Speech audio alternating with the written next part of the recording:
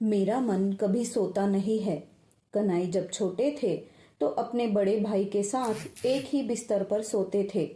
वे रात में जब भी उठते तो बुबुदा को साधना में बैठे हुए देखते थे। आयु के बढ़ते रहने के साथ कन्हई निरीश्वरवादी बन गए।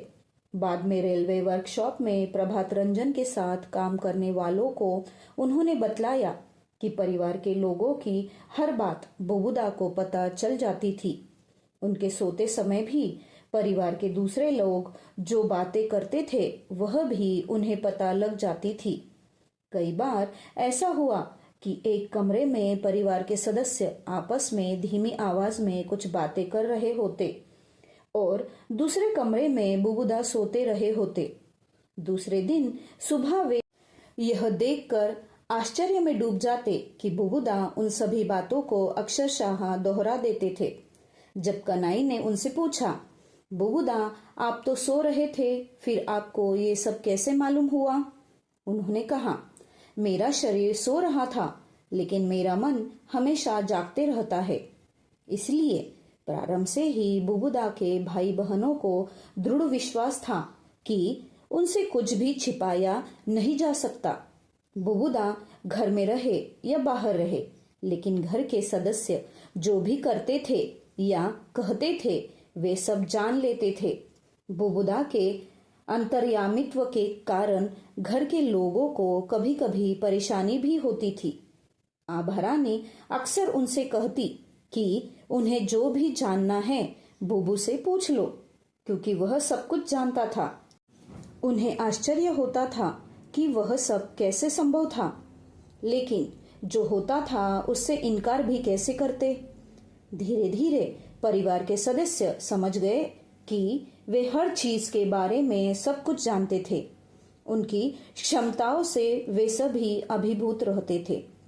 उनके लिए सबसे बड़ा आश्चर्य यह था कि बिना किसी कारण के बुबुदा ने अपनी विलक्षण शक्तियों का प्रदर्शन कभी नहीं किया। अंततः हुआ यह कि उन्होंने उन घटनाओं को सहज रूप से स्वीकार करना सीख लिया। बाहर के लोगों से वे उन घटनाओं की चर्चा नहीं करते थे। बुबुदा की जन्म कुंडली की भविष्यवाणी उन सबको पहले से पता थी। वे जानते थे कि एक दिन बुबुदा विश्व प्रसिद्ध आध्यात्मिक गुरु बनेंगे। लक्ष्मी नारायण और आभा रानी को यह पीड़ादायक डर भी परेशान करता था कि कहीं ज्योतिषियों की भविष्यवाणी सच न हो जाए।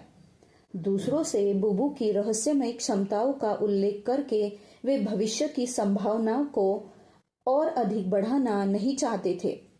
वास्तव में वे जनसाधारण का ध्यान बुबू और अपने परिवार की ओर से हटाना चाहते थे। उनकी यह सोच प्रभात रंजन के मनोनुकूल थी, क्योंकि अपनी विलक्षण प्रतिभाओं के बावजूद वे भी जनसाधारण से दूर ही रहना चाहते थे। अन्यथा किसी में देवत्व की जरा सी भी संभावना दिखने पर लोगों की भीड़ जमा हो जाती है। प्रभात रंजन को यह स्वीकार्य नहीं था। इतना सब होने के बावजूद प्रभात रंजन की अलौकिक शक्तियों की चर्चा अधिक दिनों तक घर की चार दीवारी तक सीमित नहीं रह सकी। स्कूल के कुछ विद्यार्थियों को अपने असाधारण सहपाठी की आश्चर्यजनक क्षमताओं की झलक मिलनी प्रारंभ हो चुकी थी। एक बार जब उन्हें विश्वास हो गया कि वे हर एक प्रश्न का उत्तर जानते थे, तो जब भी उनका कठिनाइयों से सामना होता तो उनसे मदद मांगना एक आम परिपाटी बन गई थी।